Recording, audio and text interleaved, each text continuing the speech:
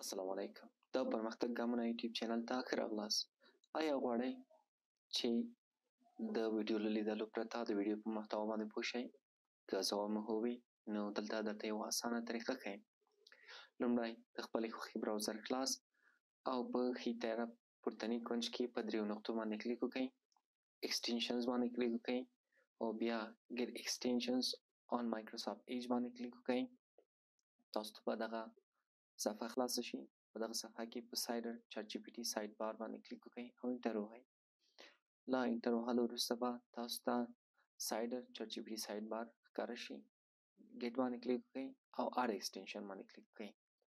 نو ستاسو ډاونلوډ انسټالیشن به شروع شي. د سایډ بار له انسټالیدلو یا نصبېدلو وروسته به تاسو ته یوه صفحه راښکاره شي. تاسو ته به دا اطمینان درکوي چې سایډ بار په بریالۍ توګه انسټال شو.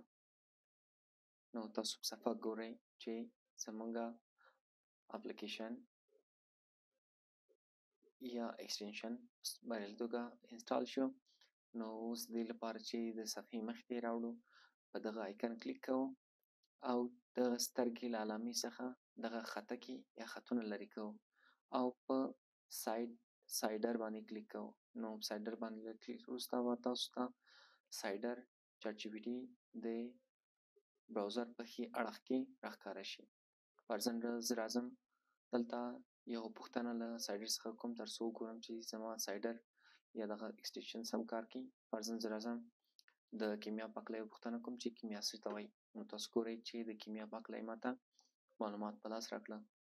اوس که تاسو په انګلیسي باندې نه پوهېږئ نو تاسو کولی شئ دلته له سایډر څخه د ټرانسلیشن یا ټرانسلیټر په حیث هم استفاده وکړئ. مثلا زه راځم ورته لیکمه چې دا هغه ماته په پښتو یا پښتو باندې وژباړه. ټرانسلیټ اټ انټو پښتو. نو له کلیک کولو وروسته تاسو ګورئ چې د پورتني متن یو منظمه ژباړه یې تاسو ته په همدې سایډر کې درکړه.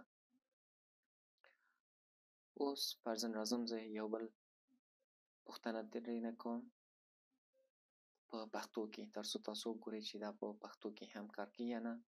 مثلا زه لیکم چې البرټ انسټاین څوک و. نو له انټر وروسته تاسو ګورئ چې د البرټ انسټاین په هکله یې تاسو ته کافي وضاحت یا تفصیل درکړو.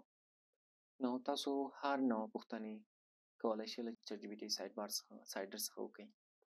اوس راځم د ویډیو اساسي موضوع ته چې څه ډول کولی شو له سایډر څخه د ویډیو په برخه کې استفاده وکړو. مثلا زه یوه ویډیو لرم چې 45 دقیقې اوږدوالی لري. نو زه نشم کولی چې دغه ویډیو له لومړي سره تر پایه وګورم. نو زه فقط غواړم چې پوه شم په دې ویډیو کې کوم موضوعات شامل دي. نو راځم په سایډر کې زما ویډیو راخیستې ده.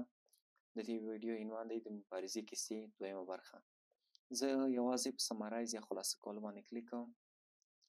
په سمرایز باندې له کلیک وروسته د یو څو ثانیو وروسته د ویډیو کلي شرحه تاسو ته درکړي او په لاندې برخه کې د ویډیو عمومي یا عمده موضوعات په منظم او سلسله واره توګه تاسو ته درکوي. نو که تاسو د ویډیو په هکله هر نوع پوښتنه لرئ تاسو کولی شئ په دغه برخه کې له ویډیو په هکله هغه پوښتنې وکړئ. مثلا زه نه غواړم دغه معلومات په انګلیسي کې وګورم. یوازې لیکم په سایډر کې چې دا ماته په پښتو کې راکړه. یوازې پښتو لیکم ورته او انټر کوم. دغه معلومات یا د ویډیو خلاصه او مهم ټکي یا کلي او عمده موارد ماته ټول په پښتو کې راکوي. نو که تاسو مثلا فرضاً د ویډیو په هکله نورې کومې پوښتنې لرئ نو کولی شئ په لاندې برخه کې د اړوند پوښتنو په برخه کې هغه پوښتنې هم تاسو ته په سلسله واره توګه درکړي. یوازې په کلیک کولو سره سایډر د هغو پوښتنو ځوابونه هم تاسو ته درکوي. مثلا دغه موضوع کې تقاعد په اړوند بحث شوی. که تاسو تقاعد په هکله پوښتنه لرئ یا مو معلومات نه حاصل شوي په کافي توګه یوازې په تقاعد په پوښتنه باندې کلیک وکړئ. دغه ویډیو کې چې تقاعد په اړوند کوم تفصیل یا وضاحت پروت وي نو هغه تاسو ته ټول د متن په شکل باندې تاسو ته درکوي. که کومه ستونزه لرئ د کمنټ په برخه کې مو خپله ستونزه درج انشاءالله ډېر ژر به ورته رسیدګي وکړو. تر بیا السلام علیکم.